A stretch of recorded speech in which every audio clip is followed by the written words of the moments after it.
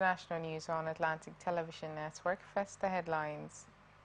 From Kenya, police fire tear gas grenades, widespread unrest.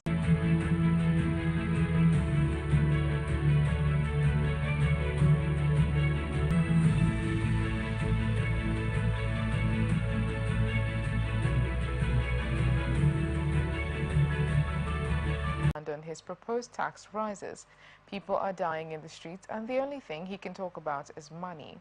We are not money, we are people, we are human beings.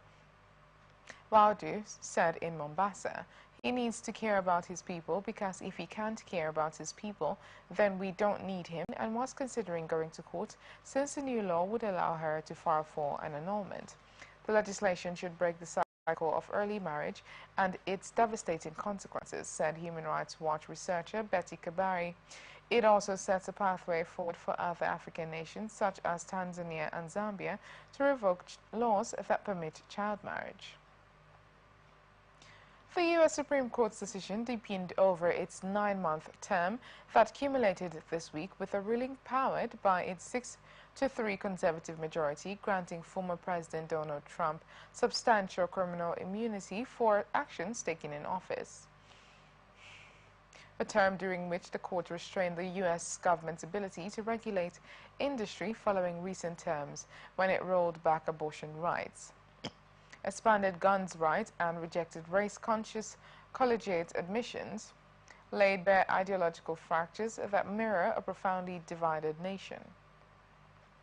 Those rulings and others have moved African law sharply rightward. Liberal Justice Sonia Sotomayor accused her conservative colleagues of embracing a dangerous expansion of presidential powers in ruling that Trump, now seeking a return to the White House, is immune from prosecution for some of his efforts to overturn his 2020 election loss, which led to the January 6, 2021 U.S. Capitol attack by his supporters.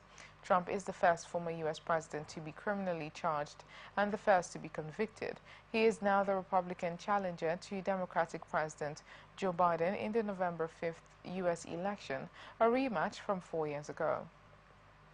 The relationship between the president and the people he serves has shifted irrevocably.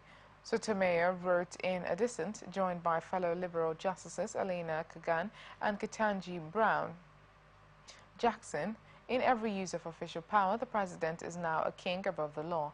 Chief Justice John Roberts, part of the conservative majority strengthened by Trump's 3 appointees in his ruling, accused the liberals of fear-mongering on the basis of Tushnet, said this term intensifies the ideological split on the top U.S. judicial body. The division between conservatives and progressives, which existed before this term, seems to me to have hardened a bit, though it is not completely ossified, Tushnet said. The U.S. Army privates who were part of a daring Union Army contingent that was recipient of the then new as the general, and proceeded north, tearing up railroad tracks and cutting telegraph wires as they went. Shadrach, a native Pennsylvanian, orphaned at an early age,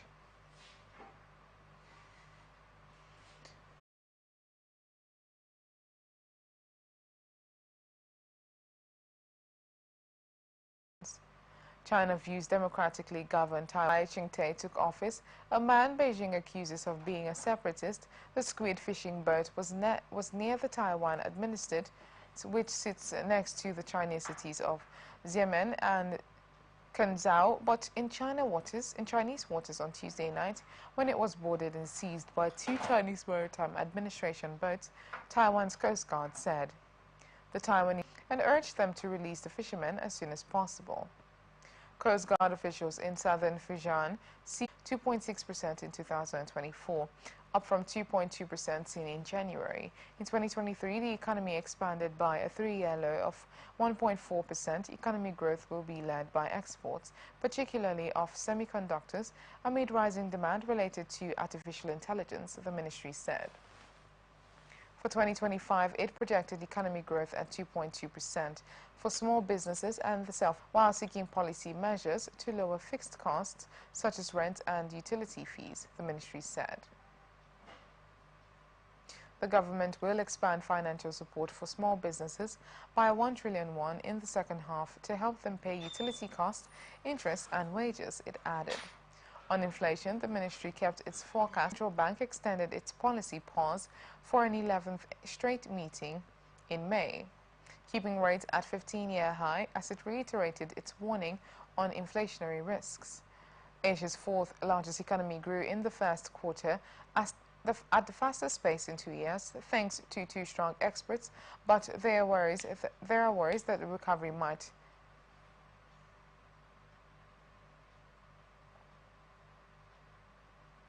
be uneven as high interest rates squeeze domestic demand. To revive the sluggish construction sector, the ministry said it would expand public sector investments, infrastructure projects and policy financing in the second half by 15 trillion won, more than previously planned.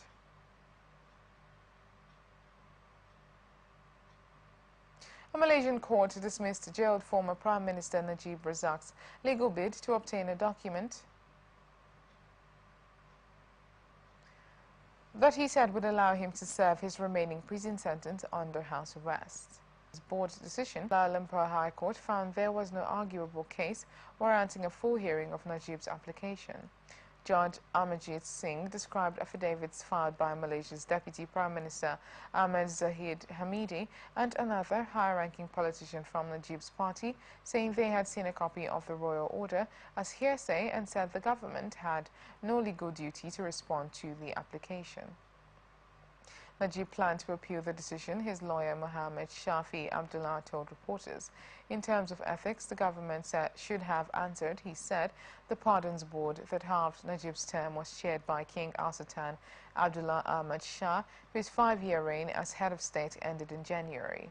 Najib was found guilty in 2020 of criminal breach of trust and abuse of power for funds misappropriated from a unit of state fund, One Malaysia Development Berhad.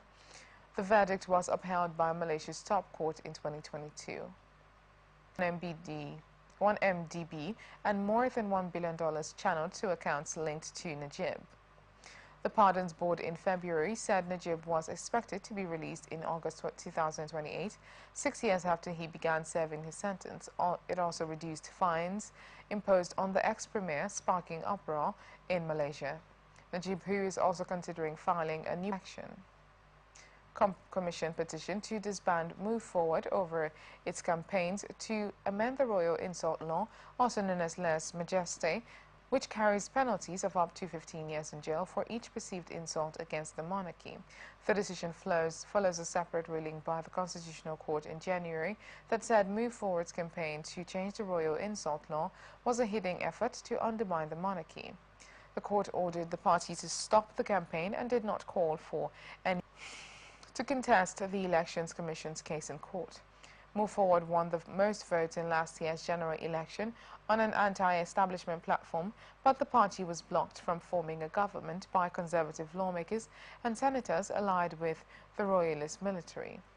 The party continues to be popular among Thai voters, polling at 49.2% in a recent opinion survey of 2,000 people conducted by the National Institute of Development Administration, NIDA, last month.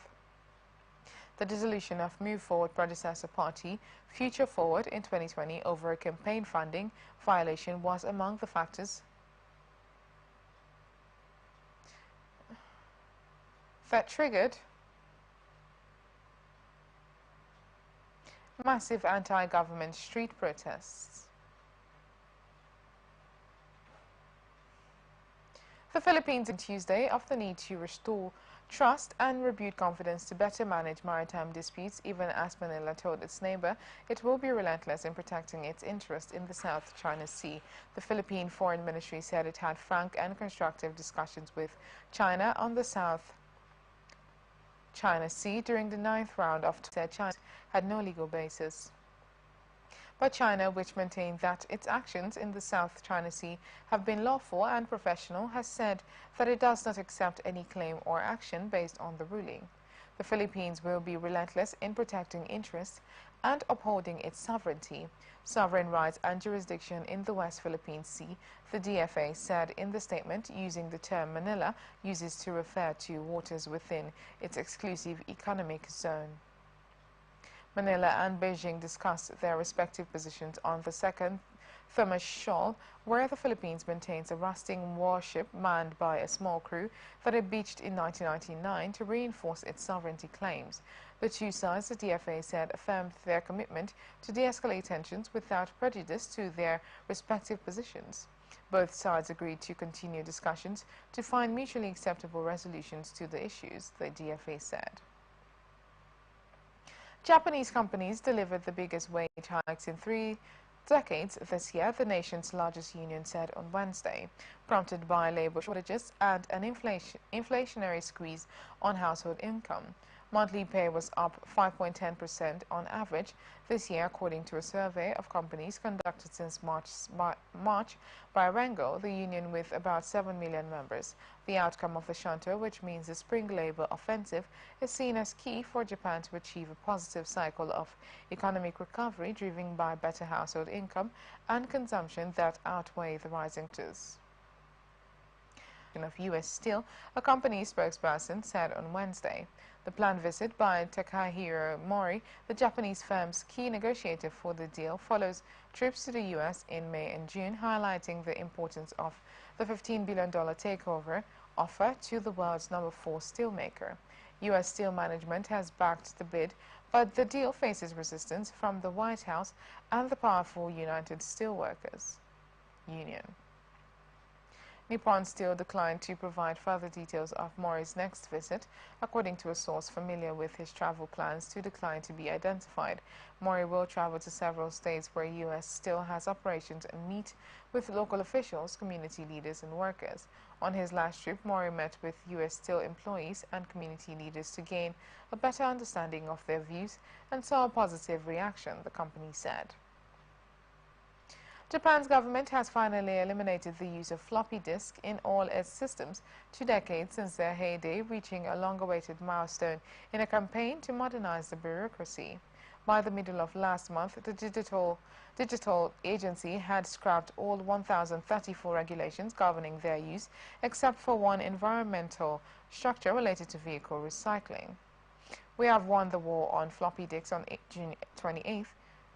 Digital Minister Tara Conner, who has been vocal about wiping out fax machines and other analog technology in government, said in a statement on Wednesday.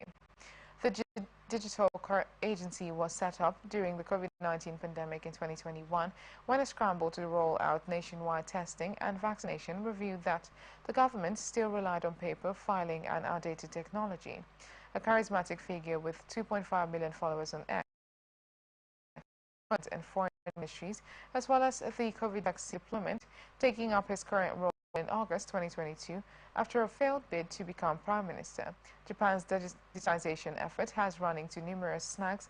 However, a contact tracing app flopped during the pandemic, and adoption of the Israeli forces bombarded several areas of the southern Gaza Strip on Tuesday, and thousands of Palestinians fled their homes in what could be part of a final push of Israel's internet, scattered on a floor stained with blood. The Israeli army ordered residents of several towns and villages in eastern Khan Younis to evacuate their homes on Monday. Prior to tanks re-entering the area, the military had left several thousands not heeded the call were forced to flee their homes in the dark overnight as Israeli tanks and planes bombed Karara, Abasan, and other areas that had been named in the evacuation orders, residents and Hamas media said. "Where will we go?" said Tama, a 55-year-old businessman who has been displaced 6 times since October 7. Every time people go back to their homes and begin to rebuild some of their lives, even on the rubble of their houses, the occupation sends the tank back to destroy what is left, he said. The Israeli military said its forces had struck areas in Khan Younis from where around 20 rockets had been fired on Monday. Targets included weapons storage facilities and operational centers, it added. It said measures were taken before the strikes to enable civilians to evacuate the area. The military has accused Hamas of using civilian infrastructure and the wider population as human shields. The Islamist group denies that. You are watching the international news on Atlantic Television Network. We return after this break.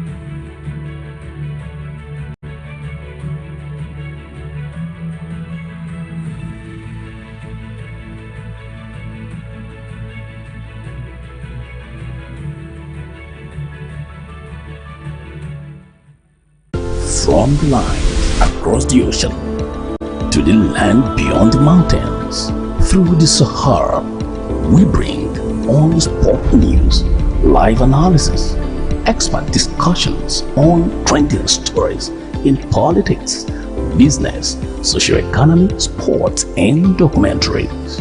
So catch all the updates on the happenings only on A.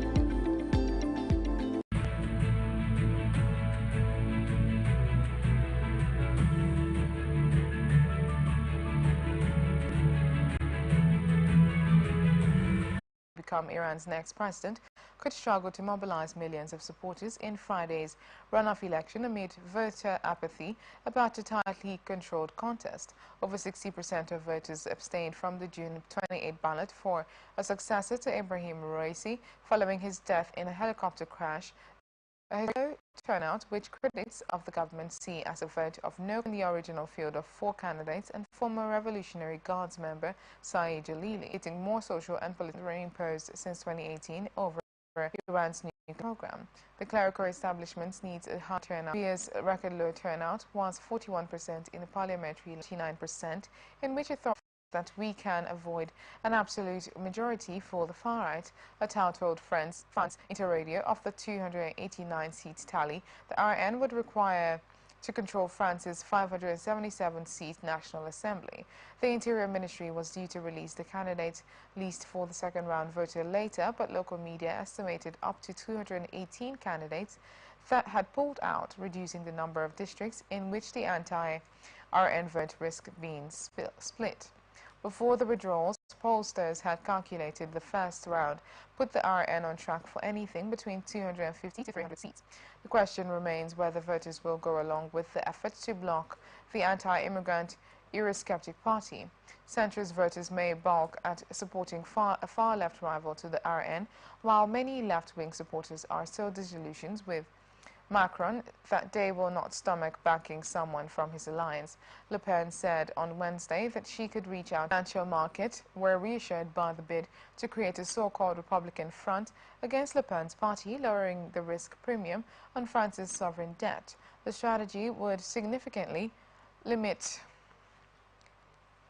The RN came out well ahead in Sunday's first round vote after Macron's gamble on a snap election backfired, leaving his centrist camp in a lowly third place behind the RN and a hastily formed left-wing alliance.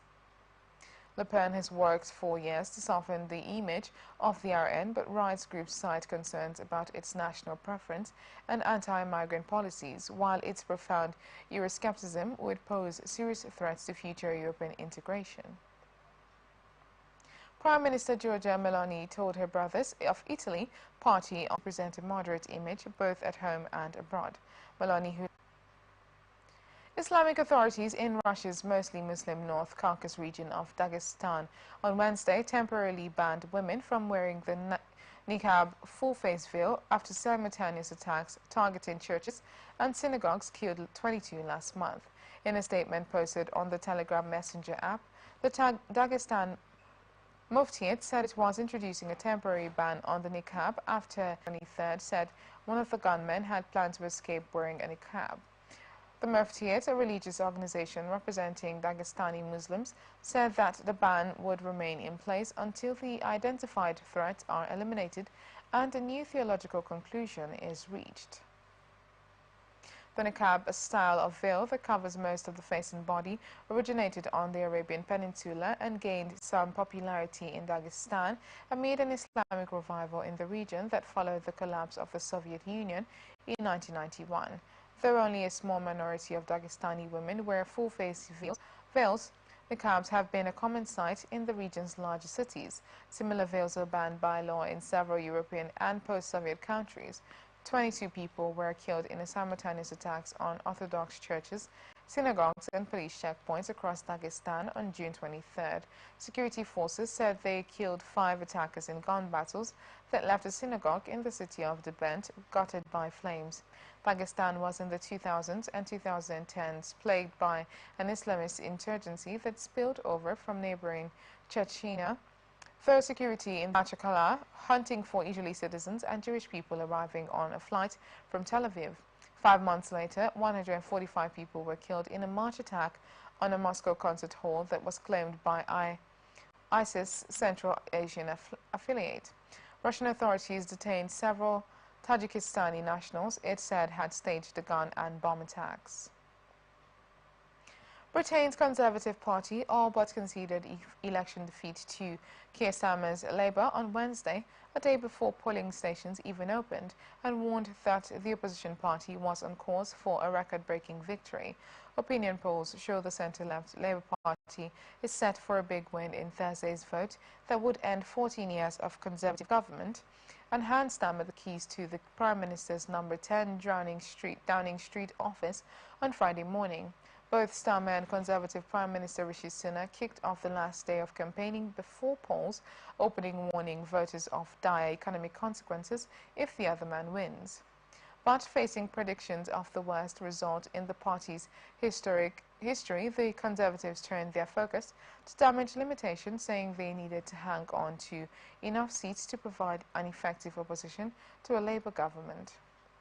I totally accept that the polls are at the moment means that tomorrow is likely to see the largest Labour landslide majority, the largest minority majority that this country has ever seen.